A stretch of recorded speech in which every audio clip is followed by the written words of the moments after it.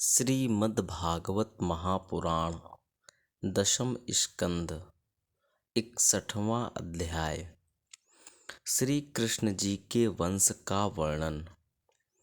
श्री सुखदेव जी बोले, हे परीक्षित, इस प्रकार श्री मुरली मनोहर 16,108 स्त्रियों से भोग विलास करते हुए सुखपूर्वक गृहस्थ धर्म का पालन करने लगे। सभी स्त्रियां उनकी मन वचन कर्म से सेवा करती थीं। श्री नारायण जी की इच्छा से उन सभी स्त्रियों के गर्भ से 10-10 पुत्र, जो अत्यंत सुंदर श्याम वर्ण तथा अत्यंत बलवान थे, एवं एक एक कन्या जो परम सुंदरी थीं, उत्पन्न हुईं। वे सब अपने बाल चरित्रों द्वारा माता पिता को सुख पहुँचाते थे। इस प्रकार श्री हरि के 1,21,000 पुत्र तथा 16,108 कन्याएं हुईं। फिर उनसे इतना वंश बढ़ा कि उसकी कोई गणना नहीं की जा सकती। हे परीक्षित, अब हम श्री मुरली मनोहर की संतानों के नाम कहते हैं, सुनो। रुक्मिणी के गर्भ से प्रद्युम्न आदि, सत्यभामा के भान आदि, जाम्बवती के सांब आदि, कालिंदी के सुरति आदि, सत्या के श्रीमान आदि, लक्ष्मणा के वरघोष आदि, मित्रविंदा के बरक आदि तथा भद्रा के गर्भ से संग्रामजित आदि पुत्रों का जन्म हुआ। बलभद्र जी की रेवती नामक पत्नी के गर्भ से ताम्रकेतु तथा दत्तमान नामक 2 पुत्र उत्पन्न हुए। प्रद्युम्न के पुत्र का नाम अनिरुद्ध हुआ तथा अनिरुद्ध के बलराम नामक पुत्र उत्पन्न हुआ। हे परीक्षित, जब रुक्माग्रज ने अपनी बहन रुक्मिणी के पुत्र होने का समाचार सुना, तो उसने अपनी पत्नी से यह कहा कि मैं अपनी पुत्री रुक्मवती का विवाह, जिसकी मांग कृतवर्मा के पुत्र के साथ हुई है, वहां न करके उसका स्वयंवर करूंगा। तू पत्र भेजकर मेरी बहन रुक्मिणी को भी उसके पुत्रों सहित बुलवा ले। यह सुनकर उसने एक ब्राह्मण के हाथ पत्र भेजकर रुक्मिणी को अपने यहाँ बुलवाया। तब वसुदेव जी से आज्ञा लेकर रुक्मिणी अपने पुत्र प्रद्युम्न सहित रुक्माग्रज के नगर भोजकट में जा पहुंची। रुक्माग्रज ने रुक्मिणी को देखकर बहुत प्रसन्नता पूर्वक स्वागत सम्मान किया तथा उसकी पत्नी ने रुक्मिणी के पांवों पर अपना मस्तक रखकर इस प्रकार कहा कि हे ननद, जब से हमारे नंदोई तुम्हें हरकर ले गए, तब से तुम आज यहाँ आई हो, सो अब कृपा करके अपने पुत्र प्रद्युम्न के साथ मेरी पुत्री का विवाह करना स्वीकार कर लो। यह सुनकर रुक्मिणी ने उत्तर दिया, हे भाभी, तुम भाई का हाल तो जानती ही हो, फिर ऐसी बातें कहकर झगड़ा क्यों कराना चाहती हो। अस्तु, जब रुक्माग्रज ने अपनी पत्नी के मुख से यह बात सुनी, तो उसने रुक्मिणी के पास जाकर यह बात कही, हे बहन, अब तुम पिछली बातों का ध्यान मत करो। वेद के आज्ञानुसार भांजे को कन्यादान दिया जाता है, अतः मैं अपनी पुत्री का विवाह तुम्हारे लड़के के साथ करके नया संबंध स्थापित करूँगा, जिससे पिछली शत्रुता दूर हो जाए। इतना कहकर रुक्माग्रज अपनी सभा में चला गया। तदुपरांत जब स्वयंवर आरंभ हुआ तो उसकी पुत्री रुक्मवती ने प्रद्युम्न के स्वरूप पर मोहित होकर उसके गले में वरमाला डाल दी। यह देखकर अन्य राजाओं ने अपने मन में यह विचार किया कि जिस समय प्रद्युम्न राजकुमारी को लेकर अपने घर लौटेगा उस समय हम युद्ध करके राजपुत्री को छीन लेंगे। ऐसा विचार करके वे मार्ग में जाकर खड़े हो गए। इधर रुक्माग्रज ने विधि पूर्वक रुक्मवती का विवाह प्रद्युम्न के साथ कर दिया तथा दहेज में बहुत से वस्त्राभूषण आदि देकर विदा किया। जब रुक्मिणी प्रद्युम्न तथा अपनी पुत्र वधू को साथ लेकर घर को लौटी उस समय मार्ग में सब राजाओं ने उन्हें घेर लिया। यह देखकर प्रद्युम्न ने अपने बाणों द्वारा उन सबको मारकर भगा दिया। फिर वे प्रसन्नता पूर्वक द्वारका में जा पहुँचे। उस समय घर घर मंगलाचार होने लगे तथा वसुदेव जी ने ब्राह्मणों तथा याचकों को बहुत सा दान दिया। हे परीक्षित, कुछ समय बाद रुक्मवती के गर्भ से अनिरुद्ध नामक एक परम सुंदर तथा तेजस्वी पुत्र उत्पन्न हुआ। उसके जन्म के अवसर पर वसुदेव जी ने बड़ी प्रसन्नता पूर्वक ब्राह्मणों तथा याचकों को दान दिया। फिर जब ज्योतिषियों को बुलाकर उसके ग्रह पूछे तो उन्होंने यह बताया कि हे वसुदेव जी, यह बालक परम तेजस्वी तथा 14 विद्या निधान होगा। इसका नाम अनिरुद्ध प्रसिद्ध होगा। इतना कहकर ज्योतिषी चले गए। तब वह बालक चंद्रमा की कला के समान प्रतिदिन बढ़ने लगा। जब रुक्म को यह समाचार मिला कि उसके घेवता हुआ है तो उसने एक ब्राह्मण के हाथों बहुत सा धन आभूषण आदि द्वारका में भेजकर श्री कृष्ण जी को यह पत्र लिखा कि मैं अपनी पौत्री का विवाह आपके पौत्र के साथ करूँगा। श्री वसुदेव जी तथा श्री श्याम सुंदर उस पत्र को पाकर अत्यंत प्रसन्न हुए तथा उस ब्राह्मण को धन आदि देकर सम्मान पूर्वक विदा किया। तदुपरांत कुछ समय बीतने पर श्री कृष्ण जी बलराम जी को साथ ले अनिरुद्ध का विवाह करने के हेतु बड़ी धूमधाम से भोजकट नगर में जा पहुँचे। वहाँ रुक्माग्रज ने अन्य राजाओं को साथ ले आगे जाकर उन सबका स्वागत किया तथा सभी बारातियों को सम्मान पूर्वक जनवासे में ठहराया। जब वह विधि विधान सहित कन्यादान कर चुका तब रुक्माग्रज के पिता राजा भीष्मक ने श्री कृष्ण जी के पास एकांत में जाकर यह समझाया कि हे प्रभु, विवाह तो हो ही चुका परंतु अब आपको यहाँ अधिक ठहरना उचित नहीं है, क्योंकि रुक्माग्रज ने जिन राजाओं को अपने यहाँ बुलाया है उनमें से अधिकांश राजा आपसे शत्रुता रखते हैं, सो वे कहीं कुछ उत्पात न कर बैठें। इतना कहकर जब राजा भीष्मक अपने घर चले गए तब श्री श्याम सुंदर ने रुक्मिणी को सब वृत्तांत कह सुनाया। उस समय रुक्मिणी ने रुक्माग्रज के पास जाकर कहा, हे भाई, अब विवाह तो हो चुका, अतः तुम हम लोगों को शीघ्र विदा कर दो, जिससे शुभ कार्य में कोई विघ्न न उठ खड़ा हो। तुम्हारे यहाँ आए हुए राजागण मेरे स्वामी से शत्रुता रखते हैं, इसीलिए मैं ऐसा कह रही हूँ।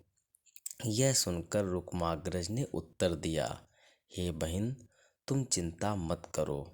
मैं पहले अन्य राजाओं को विदा कर आऊं, तब तुम्हें भी विदा कर दूंगा।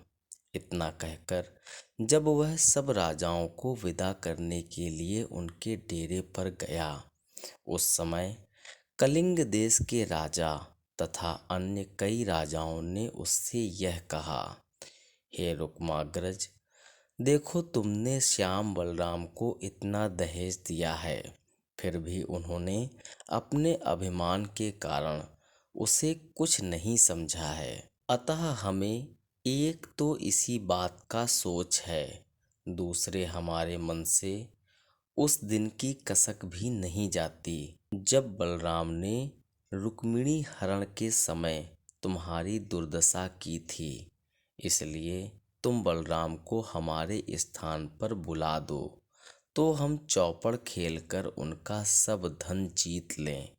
हमें श्री कृष्णचंद्र से कोई प्रयोजन नहीं है। हे परीक्षित, उन राजाओं के ऐसे वचन सुनकर रुक्माग्रज को भी पिछली बात याद करके अपने मन में कुछ क्रोध उत्पन्न हुआ। तब उसने बलराम जी के पास जाकर इस प्रकार कहा, हे बलभद्र जी, सब राजाओं ने आपको दंडवत कहकर चौपड़ खेलने के लिए बुलाया है, सो आप उनकी अभिलाषा पूर्ण कीजिए। यह सुनकर जब बलराम जी राजाओं के पास पहुँचे तो सबने उनका बड़ा स्वागत सत्कार किया। तदुपरांत चौपड़ बिछाकर रुक्म तथा बलराम जी जुआ खेलने लगे। उस खेल में बलभद्र जी 10 बाजी हारते चले गए। तब रुक्माग्रज ने अभिमान में भरकर उनसे यह कहा कि तुम सब धन तो हार बैठे, अब क्या खेलोगे। उस समय कलिंग देश का राजा भी बलराम जी के ऊपर हंसने लगा। यह देखकर बलराम जी ने 10 करोड़ रुपए की बाजी लगाई। जब वे उस बाजी को जीतकर रुपया उठाने लगे, तब अन्य राजाओं ने अधर्म से यह कहा कि यह बाजी रुक्माग्रज ने जीती है। तब बलराम जी ने 1 अरब रुपए की बाजी लगाई। उन्होंने उस बाजी को भी जीता, परंतु राजाओं ने फिर अधर्मपूर्ण बात कहकर रुक्माग्रज को जिता दिया। यह देखकर जब बलराम जी को क्रोध हुआ, उस समय रुक्माग्रज ने अभिमान में भरकर यह कहा कि हे बलराम जी, तुमने ग्वालों के साथ वन में रहकर गौवें चराई हैं, सो तुम राजसी खेल खेलना क्या जानो। सत्य बात में क्रोध क्यों दिखा रहे हो। यह सुनकर बलराम जी ने उस समय अपने क्रोध को मन में दबाकर 7 अरब रुपयों की एक और बाजी लगा दी। उस बाजी को भी उन्होंने जीता, परंतु राजाओं ने झूठ बोलकर रुक्माग्रज को जिताना चाहा। उस समय यह आकाशवाणी हुई कि हे राजाओं, तुम लोग झूठ क्यों बोलते हो। यह बाजी बलराम जी ने जीती है। अस्तु, इतने पर भी जब वे राजा बलराम जी को ही झूठा ठहराने लगे, उस समय बलभद्र जी ने क्रोध करके यह कहा, हे रुक्माग्रज, तूने रिश्तेदारी करके हमसे शत्रुता नहीं त्यागी। अब चाहे रुक्मिणी भला माने या बुरा, मैं तुझे मारे बिना नहीं छोड़ूंगा। इतना कहकर बलभद्र जी ने अपने हल मूसल द्वारा रुक्माग्रज को मार डाला। यह देखकर जब कलिंग देश का राजा उठकर भागने लगा, तब बलराम जी ने घूंसे मारकर उसके भी दांत तोड़ डाले। इसी प्रकार किसी के हाथ, किसी के पांव तथा किसी की नाक पर घूंसे मारकर उन्हें तोड़ दिया। उस समय सब राजा अपने प्राण बचाकर भाग खड़े हुए। तदुपरांत बलराम जी ने श्री मुरली मनोहर के पास आकर सब वृत्तांत कह सुनाया। श्री हरि ने रुक्म को अधर्मी जानकर उनसे कुछ नहीं कहा। फिर वे दोनों भाई दुल्हा दुल्हन रुक्मिणी तथा बारातियों को साथ लेकर द्वारका लौट आए। उस समय सब द्वारका वासियों ने अत्यंत आनंद मनाया। तदुपरांत श्री कृष्ण तथा बलराम जी ने राजा उग्रसेन के पास जाकर यह कहा कि हे महाराज, हम आपके प्रताप से अनिरुद्ध का ब्याह कर लाए तथा अधर्मी रुक्माग्रज को मार आए। यह सुनकर राजा उग्रसेन को अत्यंत प्रसन्नता हुई। 62वां अध्याय अनिरुद्ध तथा उषा की कथा। इतनी कथा सुनकर राजा परीक्षित ने कहा, हे सुखदेव जी, अब आप कृपा करके अनिरुद्ध हरण की कथा सुनाइए। श्री सुखदेव जी बोले, हे राजन, श्री कृष्णचंद्र जी की कृपा से मैं उस कथा को सुनाता हूँ, तुम ध्यान देकर सुनो। ब्रह्मा जी के वंश में कश्यप ने जन्म लिया तथा उनका पुत्र हिरण्यकशिपु अत्यंत बलवान हुआ। हिरण्यकशिपु का पुत्र हरि भक्त प्रहलाद हुआ। प्रहलाद का पुत्र विरोचन एवं विरोचन का राजा बलि हुआ। राजा बलि के 100 पुत्र हुए, जिनमें बड़ा पुत्र बाणासुर अत्यंत बली, सत्यवादी तथा धर्मात्मा था। शोणितपुर उसकी राजधानी थी। वह ब्रह्मचर्य पूर्वक रह नित्य कैलाश पर्वत जाकर श्री शिव जी की पूजा करता था। एक दिन वह अत्यंत प्रेम मग्न हो मृदंग लेकर नाचने गाने लगा। तब श्री शिव जी ने प्रसन्न होकर पार्वती सहित उसे दर्शन दिया तथा वर मांगने के लिए कहा।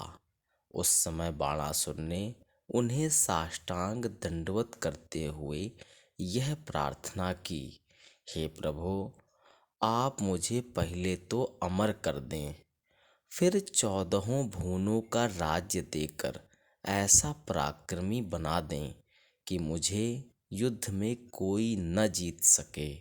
यह सुनकर शिवजी ने उसे 1 सहस्र भुजाएं देकर यह कहा, हे बाणासुर, तू अपनी मनोकामना प्राप्त करके निश्चल राज्य करेगा तथा तुझे युद्ध में कोई नहीं जीत सकेगा। तब बाणासुर अत्यंत प्रसन्न होकर अपने घर लौट आया। उसने अपनी सहस्र भुजाओं के प्रताप से तीनों लोकों को जीत लिया तथा सुखपूर्वक राज्य करने लगा। इतने पर भी वह प्रतिदिन कैलाश पर्वत पर जाकर श्री शिव जी की पूजा किया करता था। उसकी निष्ठा देखकर शिवजी ने यह वरदान और दिया कि हम तेरे नगर की सदैव रक्षा किया करेंगे। उस दिन से शिवजी शोणितपुर में रहकर उसकी रक्षा करने लगे। हे परीक्षित, जब बाणासुर से लड़ने के लिए 14 भुवनों में कोई योद्धा नहीं रहा, तब वह बड़े बड़े पर्वतों को उठाकर एक दूसरे के ऊपर पटकने लगा। फिर भी जब उसके लड़ने की अभिलाषा पूरी नहीं हुई, तब उसने शिव जी के पास जाकर यह कहा कि हे महाप्रभु, अब तीनों लोकों में मुझे अपने समान योद्धा कोई दिखाई नहीं देता है। सभी दिक्पाल मुझसे हार चुके हैं तथा बड़े बड़े पर्वतों को मैंने ध्वस्त कर दिया है। अतः अब आप या तो मुझे कोई ऐसा योद्धा बताइए जिससे युद्ध करके मैं अपनी भुजाओं को शांति दे सकूं, अन्यथा आप स्वयं ही मुझसे युद्ध करिए। उस समय बाणासुर के मुख से ऐसे शब्द सुनकर शिवजी ने अपने मन में विचार किया कि मैंने तो इसे भक्त जानकर वरदान दिया था, परंतु अब यह अभिमान में भरकर मुझी से लड़ना चाहता है, अतः इसका गर्व नष्ट करना चाहिए। यह सोचकर उन्होंने बाणासुर से कहा, हे मूर्ख, इस समय तो तुझसे युद्ध करने योग्य कोई नहीं है, परंतु कुछ दिनों बाद जब श्री कृष्ण जी का अवतार होगा, तब वे तेरी युद्ध पिपासा शांत करेंगे।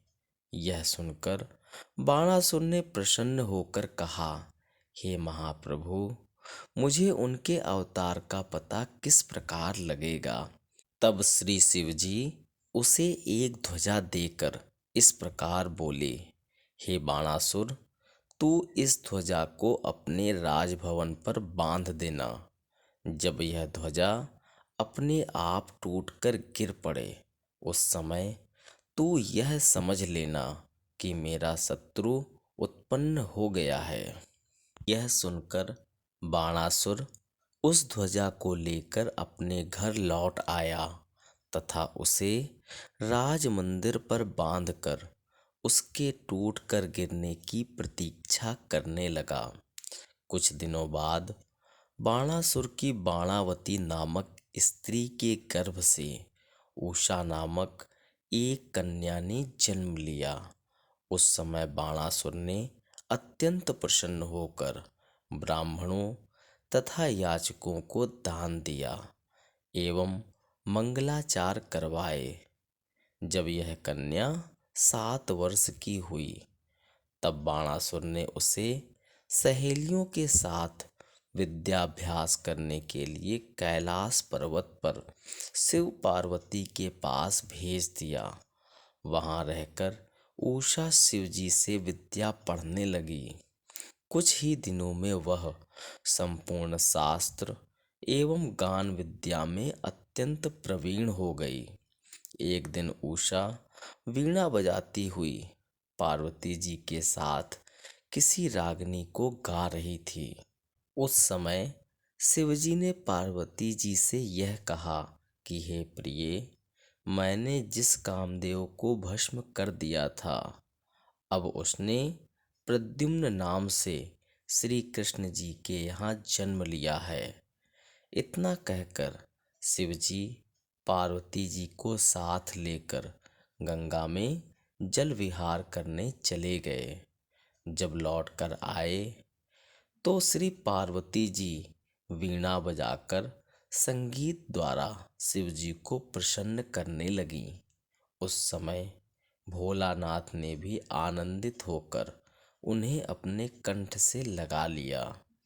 उस दृश्य को देखकर उषा के हृदय में भी यह अभिलाषा उत्पन्न हुई कि यदि मेरे भी पति होता तो मैं भी उसे इसी प्रकार अपने गले से लगाकर प्रसन्न होती।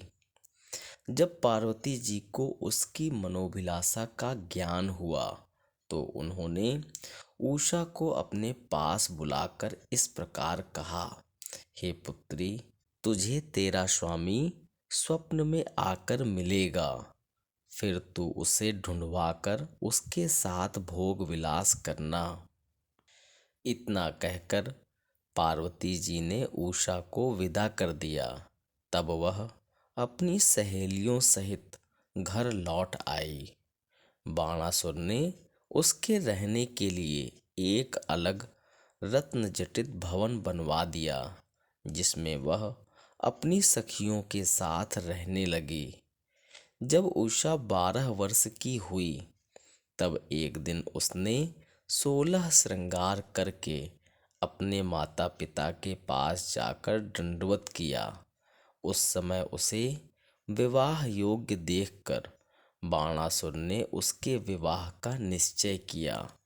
तदनंतर उसने उषा के महल की रक्षा करने के लिए दैत्यों तथा राक्षसों का एक दल नियुक्त कर दिया, जिससे कोई पुरुष वहां ना जा सके। हे परीक्षित, पार्वती जी के कहे अनुसार एक दिन उषा अपने पति का ध्यान करती हुई जब सोई, तो उसने स्वप्न में यह देखा कि एक श्यामवर्ण सुंदर पुरुष कमल नयन, पीतांबर पहने, रत्न जटित किरीट मुकुट तथा आभूषण धारण किए, रेशमी उपरना ओढ़े उसके सामने खड़ा हुआ है। उषा उसे देखकर जब लज्जित हुई, तो उसने हंसकर उसे अपने कंठ से लगा लिया। तदुपरांत जैसे ही उसने हाथ फैलाकर उससे भेंट करनी चाही, वैसे ही स्वप्न भंग होकर आंख खुल जाने के कारण उसकी मन की इच्छा मन में ही रह गई। जब उषा ने जगने पर उस पुरुष को नहीं देखा, तब वह अत्यंत व्याकुल होकर यह कहने लगी कि उस प्राण प्यारे के बिना मेरी रात किस प्रकार कटेगी। इस प्रकार जब वह स्वप्न में अनिरुद्ध को देखकर व्याकुल हुई तथा दूसरे दिन एक प्रहर दिन चढ़ आने पर भी शैया से नहीं उठी, तो उसकी सहेलियां आपस में यह विचार करने लगीं कि क्या कारण है जो उषा अभी तक सोकर नहीं उठी है। अस्तु, जब सहेलियों ने उसके कमरे में जाकर उसे व्याकुल देखकर समझाया, तब उसने विरह के कारण किसी की बात पर ध्यान नहीं दिया। तदुपरांत कुंभांड की पुत्री चित्ररेखा ने उससे इस प्रकार कहा, हे राजपुत्री, तुम्हें ऐसा कौन सा दुख है जिसके कारण तुम इतनी व्याकुल हो रही हो। मैं तुम्हारी कृपा से इतनी सामर्थ्य रखती हूँ कि 14 भुवनों में जाकर प्रत्येक कार्य करके ला सकती हूँ। श्री ब्रह्मा जी के वरदान से मेरे साथ 8 प्रहर श्री शारदा जी रहती हैं। उनकी कृपा से मैं सबको अपने वश में किए रहती हूँ। यदि तुम मुझे अपने मन का हाल बता दो, तो मैं तुम्हारी पूरी सहायता करूँगी। चित्ररेखा के मुख से ऐसे वचन सुनकर उषा ने शैया से उतरकर उसके समीप जा धीरे से यह कहा, हे सखी, आज रात्रि को स्वप्न में एक श्याम वर्ण अति सुंदर पुरुष मेरी शैया पर आ बैठा था। उसने अपनी प्रेम भरी बातों से मेरा हृदय हर लिया, परंतु जब मैं लज्जा त्याग कर उससे भेंटने के लिए भुजा बढ़ा उठी, तो अचानक नींद खुल जाने से वह अदृश्य हो गया। तब से मैं उसके विरह में छटपटा रही हूँ। हे आली, जब मैं कैलाश पर्वत पर विद्या पढ़ती थी, उस समय एक दिन पार्वती जी ने मुझसे यह कहा था कि तेरा पति तुझे स्वप्न में आ मिलेगा, तब तू उसे ढूंढवा लेना। सो वही मेरा पति आज रात्रि को स्वप्न में मेरे पास आया था, परंतु अब मैं उसे किस प्रकार ढूंढवाऊं और किससे अपने मन का हाल कहूँ। इतना कहकर जब उषा ठंडी श्वासें लेने लगी, तब चित्रलेखा ने उससे इस प्रकार कहा, हे सखी, तुम घबराओ नहीं। तुम्हारे चित्त को चुराने वाला जहाँ कहीं भी होगा, मैं उसे वहाँ से ढूंढ लाऊंगी। यदि तुम मुझे आज्ञा दो तो इस संसार में जितने भी सुंदर पुरुष हैं, मैं उन सब की तस्वीर खींचकर तुम्हें दिखा दूं। उनमें जो तुम्हारा प्राण प्यारा हो, उसे तुम पहचान लेना। तत्पश्चात मैं उसे तुम्हारे पास ला दूंगी। यह सुनकर जब उषा ने आज्ञा दे दी तो चित्ररेखा ने चित्र बनाना आरंभ कर दिया। देवता, गंधर्व, किन्नर तथा राजाओं की तस्वीरों में जब उषा को अपना प्राण प्यारा नहीं मिला, तब चित्ररेखा ने श्री कृष्ण जी एवं प्रद्युम्न की तस्वीरें खींचकर दिखाईं। उन्हें देखकर उषा इस प्रकार लज्जित हो गई जैसे कोई स्त्री अपने ससुर को देखकर हो जाती है। तदुपरांत उसने चित्ररेखा से यह कहा कि हे सखी, मेरा प्राण प्यारा इसी वंश में होगा। यह सुनकर जब चित्ररेखा ने अनिरुद्ध का चित्र खींचा तो उषा उसे देखकर अचेत हो गई। कुछ देर बाद जब उसे होश आया तो इस प्रकार कहने लगी, हे आली, इसी ने स्वप्न में आकर मेरे चित्त को चुराया है। अब यदि यह मुझे नहीं मिला तो इसके विरह में मेरे प्राण चले जाएंगे।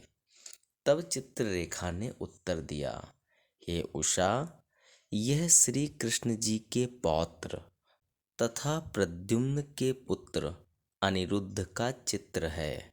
यह द्वारकापुरी में रहता है, जहाँ श्री कृष्ण जी का सुदर्शन चक्र हर समय नगर की रक्षा करता रहता है। श्री कृष्ण जी की आज्ञा के बिना उस नगर में कोई प्रवेश नहीं कर सकता। यह सुनकर उषा उदास होकर कहने लगी, हे सखी, जब ऐसी बात है तो तू वहां जाकर मेरे प्राणनाथ को किस प्रकार ला सकेगी। चित्ररेखा बोली, मैं तुम्हारे लिए एक बार उपाय करके देखती हूँ। श्री हरि की इच्छा हुई तो तुम्हारी मनोकामना पूर्ण हो जाएगी।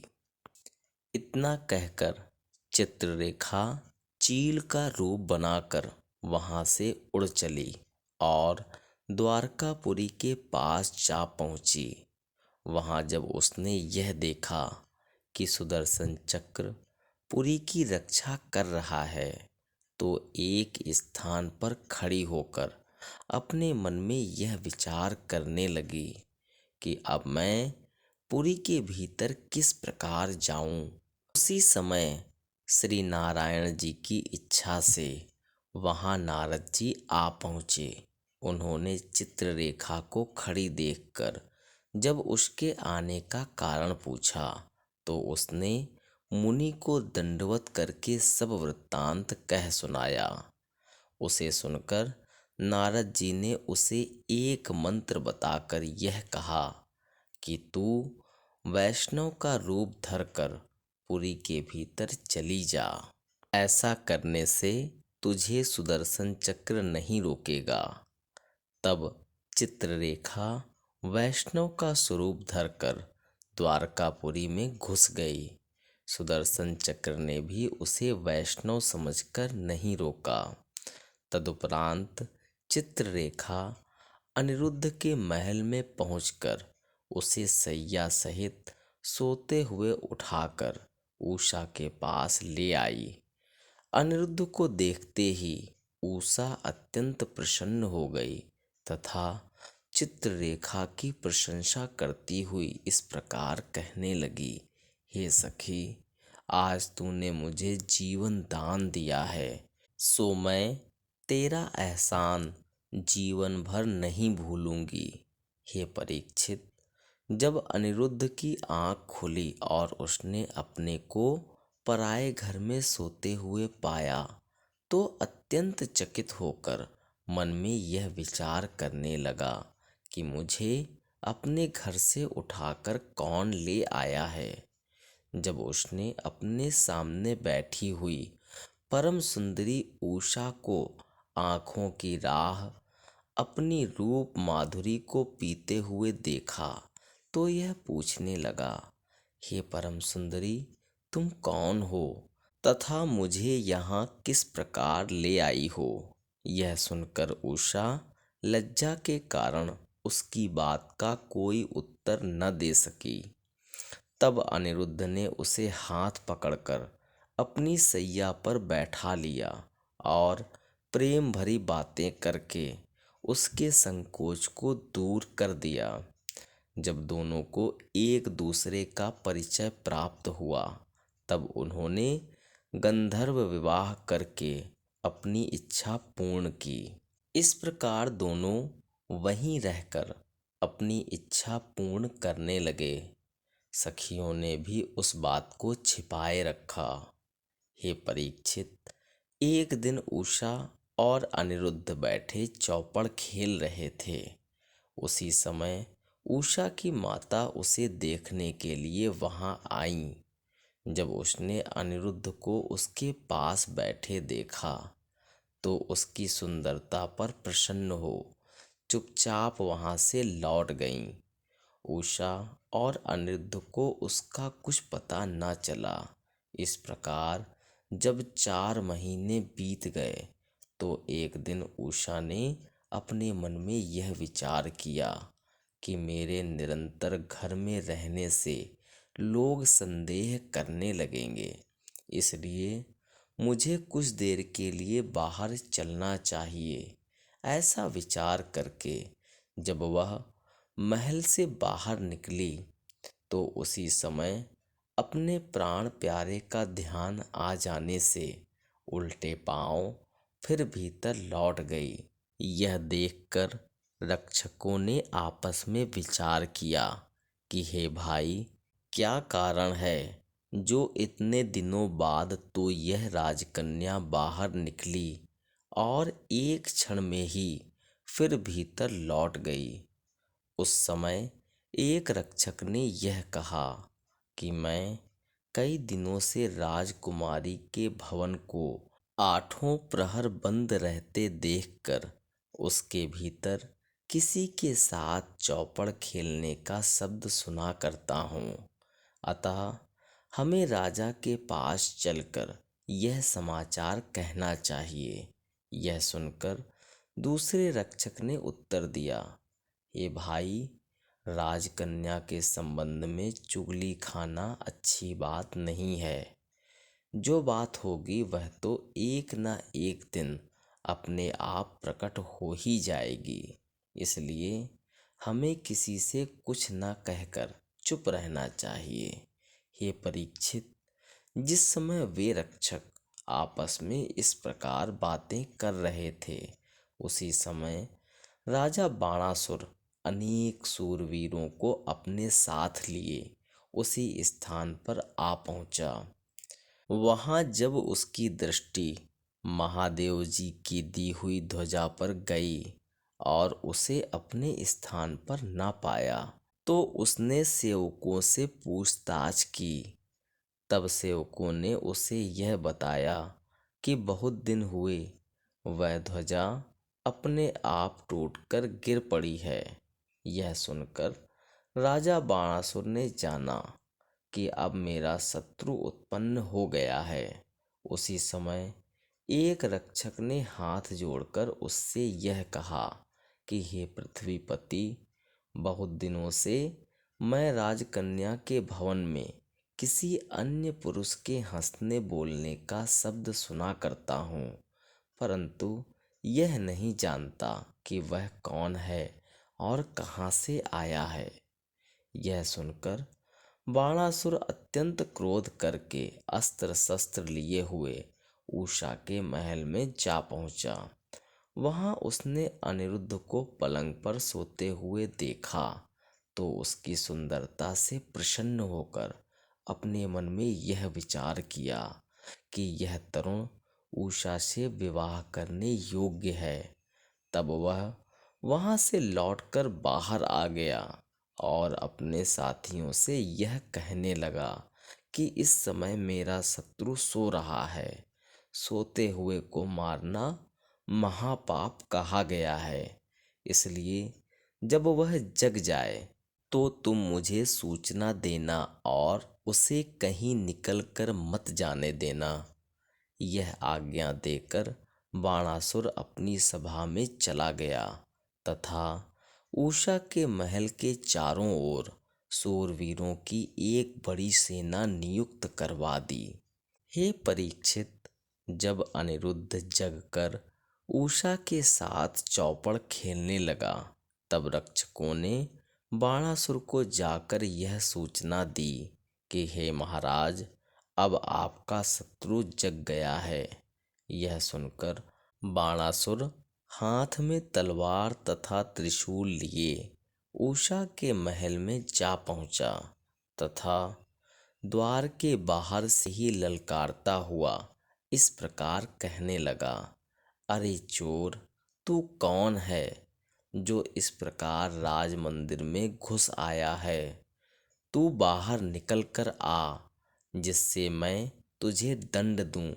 यह सुनकर उषा ने अत्यंत भयभीत होकर अनिरुद्ध से कहा, हे प्राणेश्वर, मेरा पिता महाबली दैत्यों को साथ लेकर आपको पकड़ने के लिए आया है।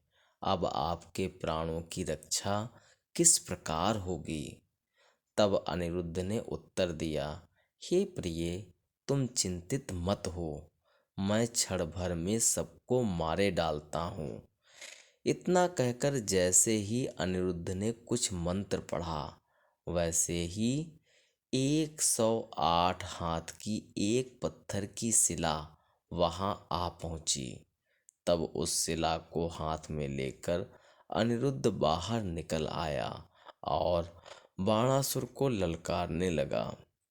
उस समय बाणासुर की आज्ञा पाकर सब शूरवीर उसके ऊपर एक साथ अपने अस्त्र शस्त्रों की वर्षा करने लगे, परंतु अनिरुद्ध ने उनमें से बहुतों को मार डाला और बहुतों को घायल कर दिया। जो शेष बचे वे अपने प्राण लेकर भाग खड़े हुए। जब बाणासुर ने यह देखा कि यह पुरुष महाबली है, तब उसने श्री शिवजी द्वारा प्राप्त नागफांस को फेंक कर अनिरुद्ध को बंदी बना लिया तथा उसे उसी प्रकार अपनी सभा में ले जाकर यह कहने लगा कि हे बालक, अब मैं तेरे प्राण लूंगा, अतः तेरा जो रक्षक हो उसे तू अपनी सहायता के लिए बुला ले। उस समय अनिरुद्ध ने अपने मन में यह विचार किया कि यदि मैं नागफांस को तोड़कर बाहर निकल जाऊं तो इसमें शिवजी का अपमान होगा। यह विचार कर वह मौन हो ज्यों का त्यों खड़ा रहा। हे परीक्षित, इधर तो अनिरुद्ध बंदी बना, उधर उषा ने व्याकुल होकर चित्ररेखा से इस प्रकार कहा, हे सखी, मेरे ऐसे जीवन को धिक्कार है जिसमें मेरा प्राण प्यारा ऐसा कष्ट उठावे। अब तू ही बता कि मैं किस प्रकार धैर्य धारण करूं। यह सुनकर चित्ररेखा ने उसे धैर्य बंधाते हुए कहा, हे उषा, तू चिंता मत कर, तेरे पति का कोई कुछ नहीं बिगाड़ सकता।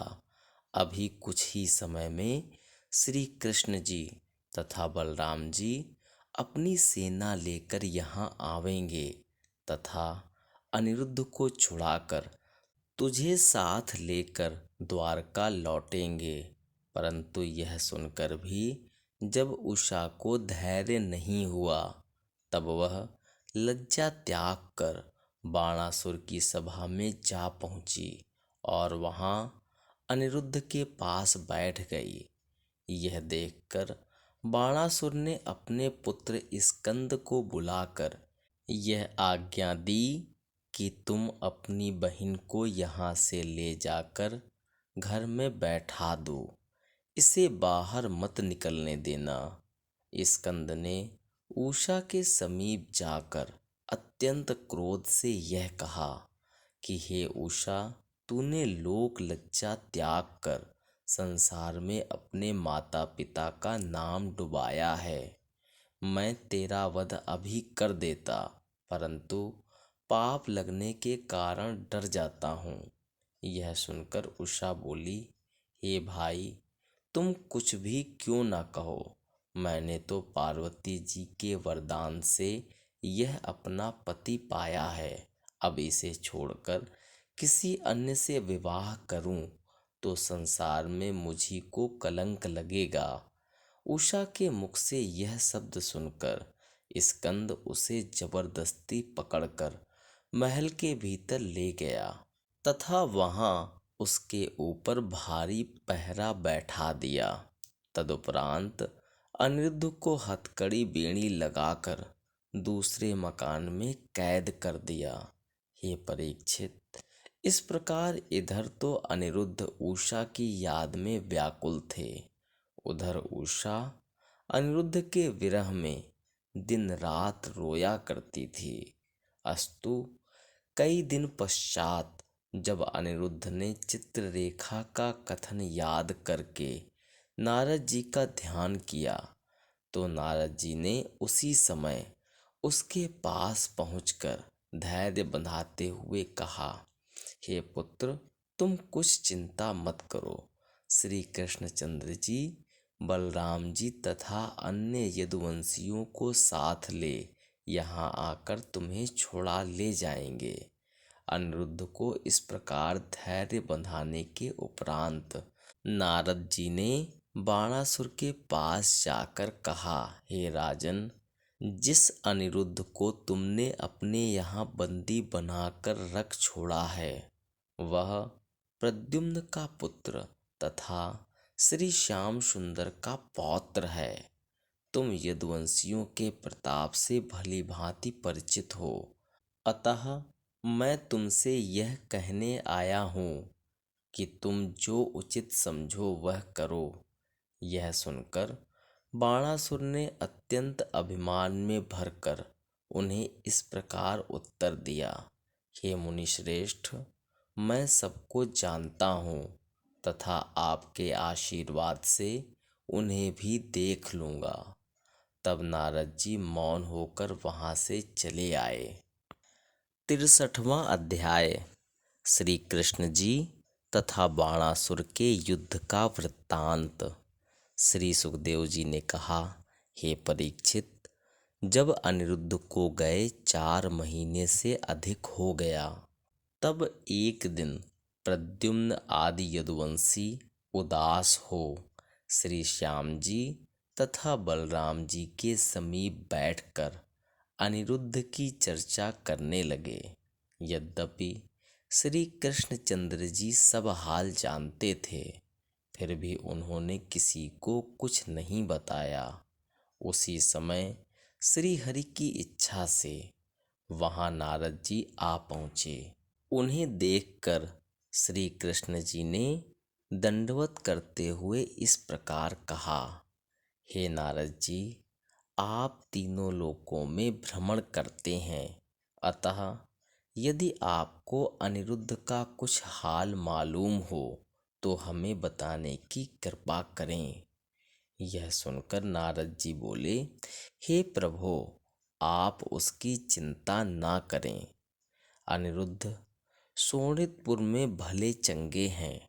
उन्होंने राजा बाणासुर की पुत्री उषा से भोग किया था, इसलिए बाणासुर ने उन्हें नाग फांस में बंदी बनाकर अपने यहाँ रख छोड़ा है। वह बिना युद्ध किए अनिरुद्ध को नहीं छोड़ेगा, अतः अब आप जो उचित समझें वह करें। इतना कहकर जब नारद जी चले गए तो श्री श्याम सुंदर ने राजा उग्रसेन के पास जाकर अनिरुद्ध के बंदी होने का समाचार कह सुनाया। उस समय राजा उग्रसेन ने यह कहा कि तुम हमारी सब सेना लेकर शोणितपुर जाओ तथा अनिरुद्ध को छुड़ा लाओ। यह सुनकर श्री श्याम बलराम 12 अक्षौहिणी सेना लेकर शोणितपुर में जा पहुँचे। जिस समय वे बाणासुर के नगर को लूटते तथा तोड़ते फोड़ते हुए आगे बढ़े, उस समय एक सेवक ने जाकर बाणासुर को श्री कृष्ण जी द्वारा चढ़ाई करने का सब समाचार कह सुनाया।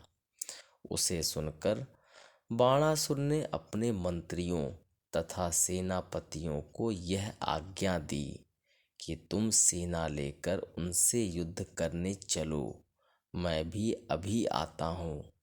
यह सुनकर बाणासुर का मंत्री 12 अक्षौहिणी सेना साथ लेकर श्री श्याम सुंदर के कटक के सामने जा पहुंचा।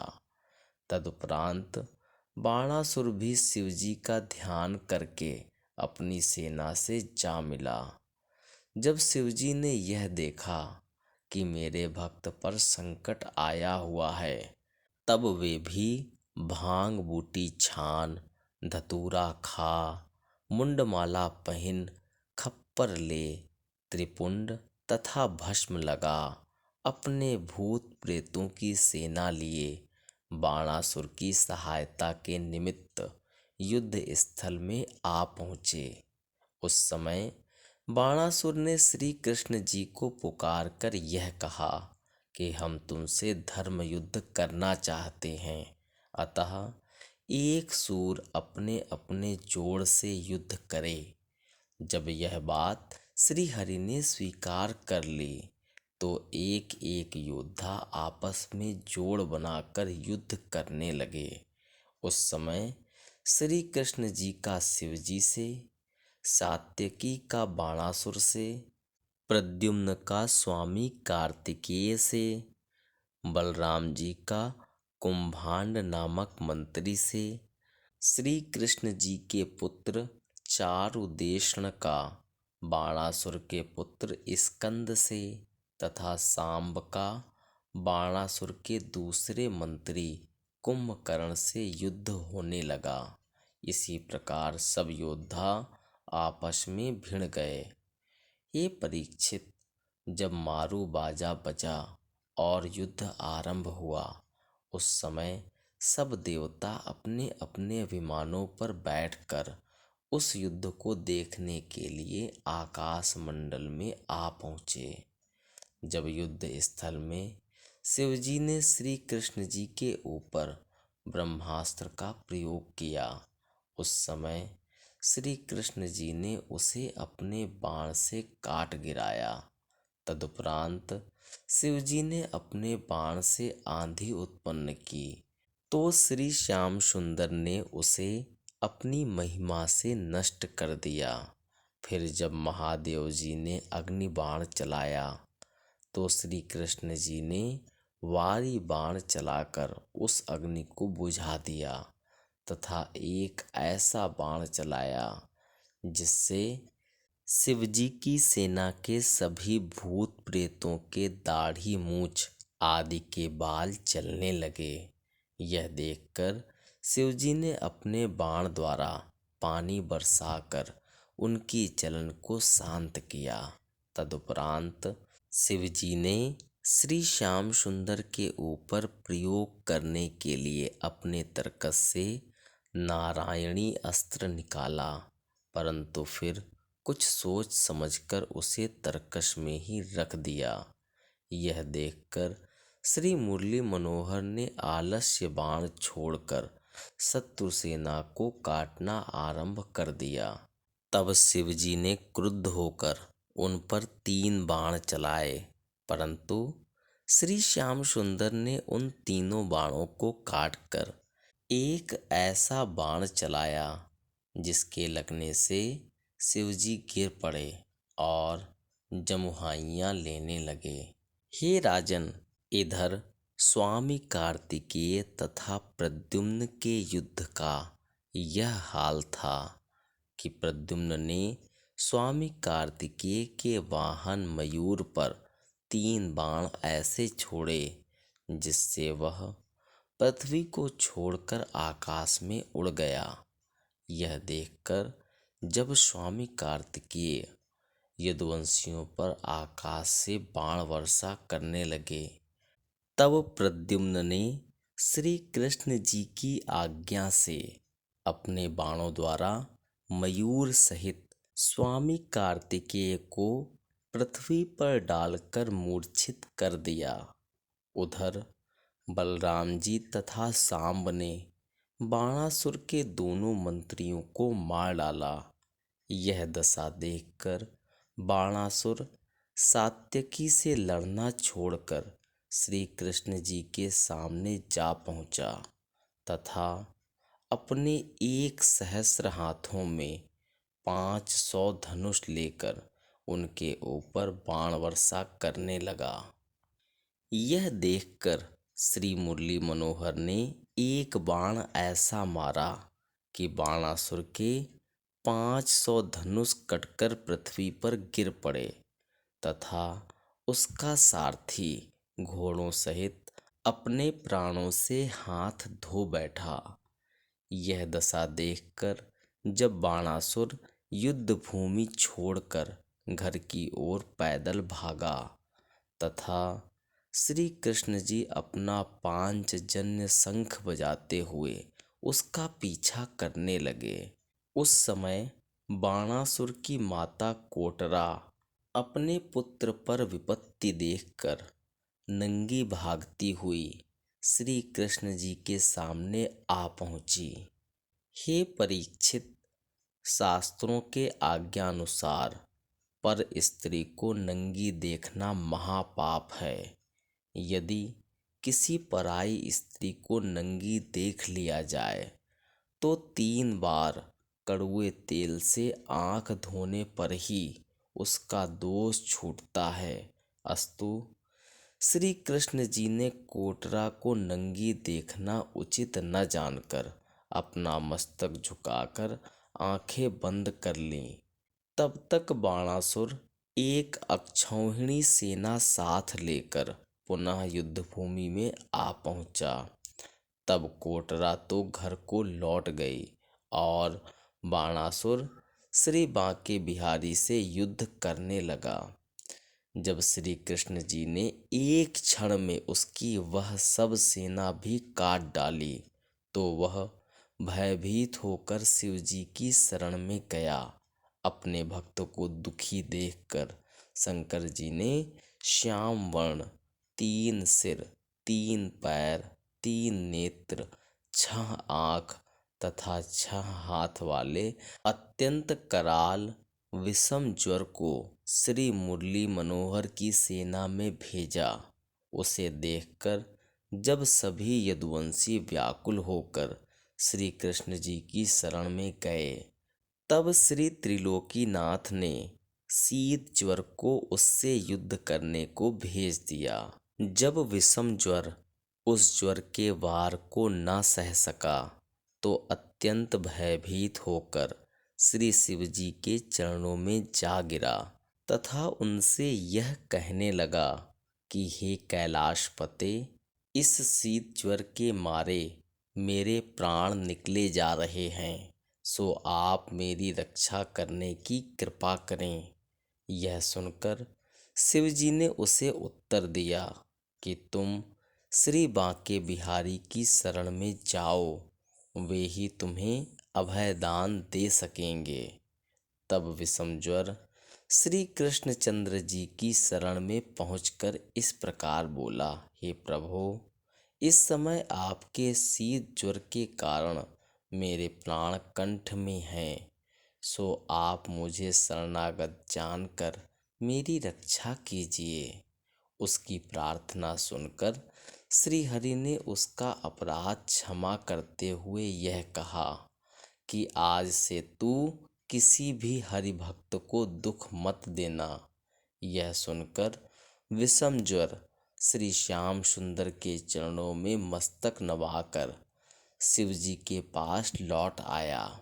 तदुपरांत बाणासुर ने अपने हाथों में अनेक प्रकार के अस्त्र शस्त्र लेकर श्री कृष्ण जी के सम्मुख जाकर यह कहने लगा कि अभी तक मेरी युद्ध पिपासा शांत नहीं हुई है, सो तुम मुझसे युद्ध करो।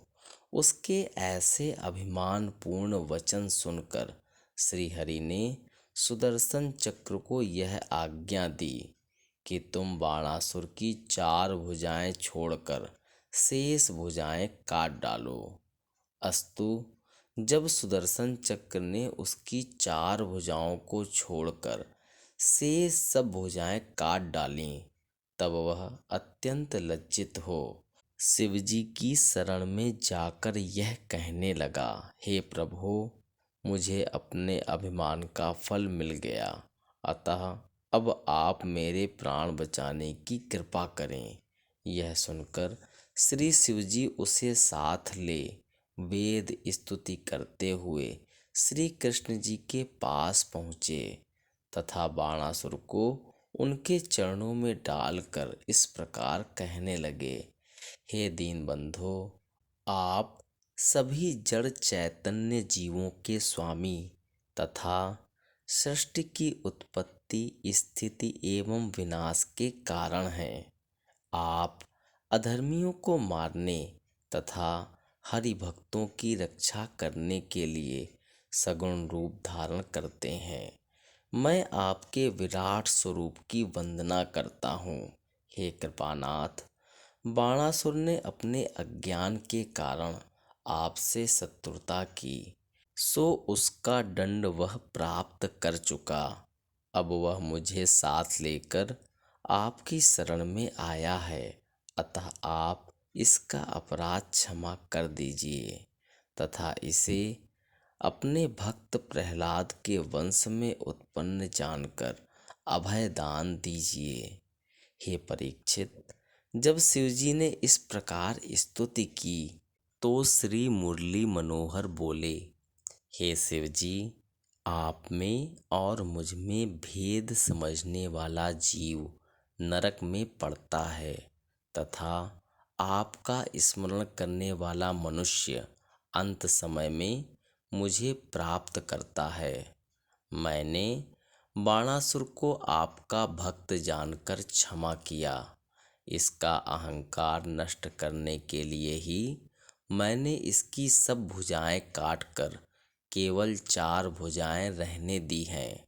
आप जिसे वरदान देते हैं उसका कल्याण करना मेरा कर्तव्य है। हे कैलासी, मैंने भक्त प्रहलाद को यह वरदान दिया था कि तेरे वंश में जो उत्पन्न होंगे मैं उनकी रक्षा करूँगा। इसलिए यदि आप ना भी कहते तो भी मैं इसके प्राण न लेता।